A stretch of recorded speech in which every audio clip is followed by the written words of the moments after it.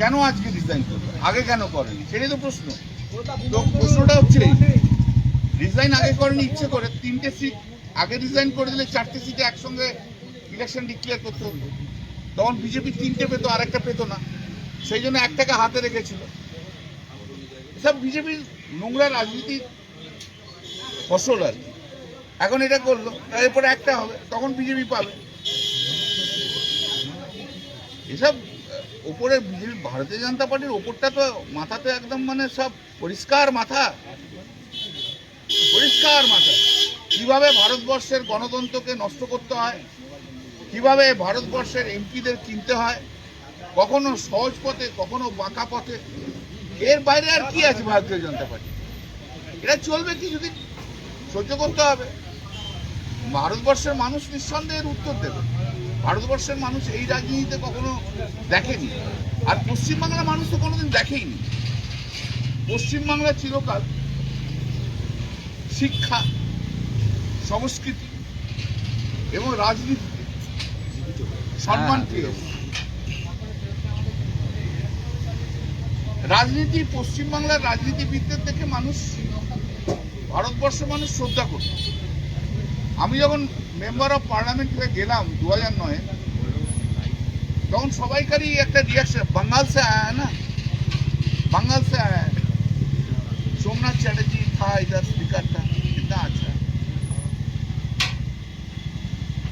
একটার পর একটা নাম শুধু বলে যেত, যেটা নিয়ে বাংলার রাজনীতি সবসময়, বাংলাকে নিয়ে ভারতবর্ষের পার্লামেন্টে বাংলার এমপিদের নিয়ে তাদের সহজ জীবন, তাদের জ্ঞান, তাদের বুদ্ধি, তাদের শিক্ষা, তাদের রাজনীতিতে স্বচ্ছতা, এই নিয়ে কিন্তু বাংলার একটা অহংকার ছিল, একদম একদম ছিল।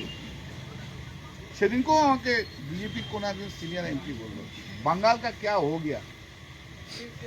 আজকে বাংলায় যেভাবে 20 জন এমপি চলে গেল, ওরা নিজেরাই আশ্চর্য বিজেপির লোকদের, ইতনা জলদি, ইতনা ক্যা জলদি থা। বাংলায় এই যে শুভেন্দু অধিকারীর বি টিম, এটা তো শুভেন্দু অধিকারীর টিম, বিজেপির টিম না, শুভেন্দু অধিকারীর নিজস্ব টিম। ঋতুব্রতর টিমটা, ওটা হচ্ছে শুভেন্দু অধিকারীর নিজস্ব টিম। সেই টিমটাও যেভাবে গেল, এটা তো বাংলার, দেখো আমাদের টেম্পোরারি আমাদের হয়তো ক্ষতি হয়েছে, লং রানে আমরা নিঃসন্দেহে এটাকে গেইন করে যাব, কিন্তু বাংলার রাজনীতিতে, বাংলার রাজনীতিবিদ হিসেবে এই চ্যাপ্টারটা সবচেয়ে কলঙ্কময় চ্যাপ্টার হিসেবে বাংলার রাজনীতিতে থাকবে। এবং বাঙালিকে মাথা নিচু করতে হবে সব জায়গায়, যে সে যে দলেরই হোক, যখন সারা ভারতবর্ষের রাজনীতিবিদরা এক হবে, বা বিশ্বে যে কোনো ফোরামে যাবে, আজ তো বিশ্বের ফোরামে এটা আলোচনা হচ্ছে, যে এইভাবে পারচেস হয়ে যেতে পারে অপোজিশন, ঘুরিয়ে শাসক আর বিরোধী যখন এক হয়ে যাবে, তার মানে তো অপোজিশন বলে কিছু থাকবে না, মানুষের কথা বলবার জন্য তো তাদেরকে দেওয়া হয়েছে। তা সেই জায়গায় যদি না থাকে তাহলে কি হবে? কিছু নেই। এরা যারা গেছে তাদের হয়তো টেম্পোরারি কিছু গেইন হচ্ছে, কিন্তু বাংলার রাজনৈতিক ইতিহাসে এরা কলঙ্কিত ইতিহাস লিখে গেল। এবং সারা বিশ্বের কাছে, সারা দেশের কাছে এই 20 জন আর 60 জন বা 62 জন যা গেছে, তারা বাঙালির মাথা নিচু করেছে, এইটুকু আমি বলতে পারি। এখানে ডিলটা কি? এই যে এমএলএরা গেছে, প্রথমত হচ্ছে এরা শুভেন্দু অধিকারীর বি টিম, বলে দিচ্ছে যে তোমাদের সব প্রোটেকশন আমি দিয়ে দেবো। শুভেন্দু অধিকারী বলছে আমি প্রোটেকশন দিব, কারুর কোনো ক্রিমিনাল কেস থাকলে তাকে পুলিশ অ্যারেস্ট করবে না, কারুর কোনো সিবিআই ইডি থাকলে সিবিআই ইডি অ্যারেস্ট করবে না, কোনো চিন্তা নেই। এরপর একটু নিচু তলাতে যাদেরকে প্রেসিডেন্ট করেছে তাদেরও সেম, মানে ওই টিমের ছাতার তলায় থাকলে যার যার ক্রিমিনালিটি আছে সেসব সেম, তাদের পুলিশ অ্যারেস্ট করবে। কেউ কেউ বলছে ঠিক আছে ভাই, কল্যাণ ব্যানার্জি বলেছে, কল্যাণদা বলেছে আমার বাড়িতে পুলিশ পাঠিয়ে দেখে নিক আমার বাড়িতে কি আছে না আছে, এটা বলছে। আরে আমি তো জানি তুমি ভালো লোক, তো আমার জানাটা তো শেষ নয়। তুমি ভালো লোক কি মন্দ লোক সেটা পুলিশ জানে, সিবিআই জানে, ইডি জানে। তোমাকেও ডাকছে, দেখে বলছে দেখো এই কেসগুলো আছে, এই জিনিস আছে, এই ছবি আছে। অতএব তুমি যদি ঋতুব্রতের ওখানে না যাও তাহলে তোমাকে অ্যারেস্ট করে নেওয়া হবে, সেও ভয় চলে যাচ্ছে। এবং একটা জিনিস হচ্ছে, কারা যাচ্ছে, যাদের কোথাও না কোথাও একটা ক্রিমিনাল কেস আছে, ছোট বড় মাঝারি ক্রিমিনাল কেস আছে, এবং এখানে ক্রিমিনাল কেস মানে ফাইন্যান্সিয়াল ইমপ্লিকেশন এখানে জড়িত রয়েছে। সেই ফাইন্যান্সিয়াল ইমপ্লিকেশনে জড়িত থাকাতে তারা ইনভলভমেন্ট রয়েছে, অতএব তাদেরকে নিয়ে নিচ্ছে। পশ্চিমবাংলায় শুনে নিন না মশাই, শুনে নিন না, আপনি অত জানেন না আমার মতো, আপনি শুনে নিন।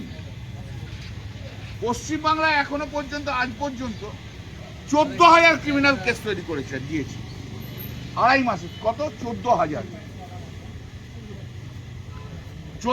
ক্রিমিনাল কেস তৈরি করেছে। এবার এই 14,000 ক্রিমিনাল কেসে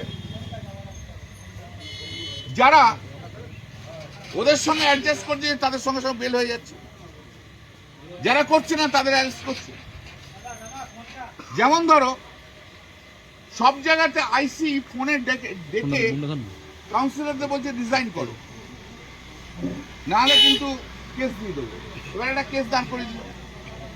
এবার যারা রিজাইন করছে না তারা অনেকে আসছে আমার কাছে, আমি চেষ্টা করছি তাদের প্রোটেক্ট করার আইনগতভাবে। এবং যারা সারেন্ডার করে দিচ্ছে, রিজাইন করে দিচ্ছে, সেখানে পুলিশই বলেছে না অ্যারেস্ট করার দরকার নেই, সারেন্ডার করলে বেল পেয়ে যাচ্ছে। জিনিসটা এই জায়গায় দাঁড়িয়ে আছে।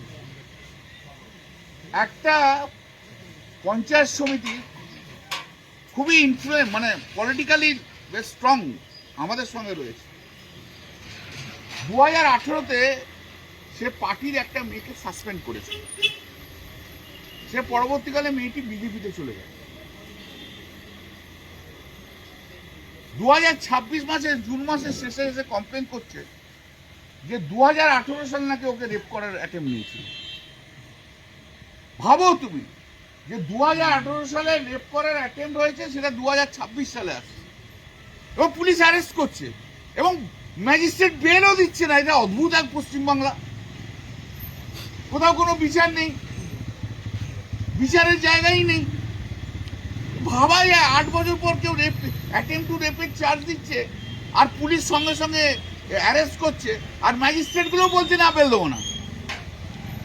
আমরা কোথায় আসছি? কোন পশ্চিমবাংলা? ডেলি করছি, ডেলি দেখছি, অভিজ্ঞতা থেকে যা খবর আসছে সেই থেকে আমরা বলছি। মনীশ গুপ্ত তো চলে গেল, যাই যাচ্ছি যাক না, কোনো অসুবিধা নেই, যারা যারা যাবার যাক।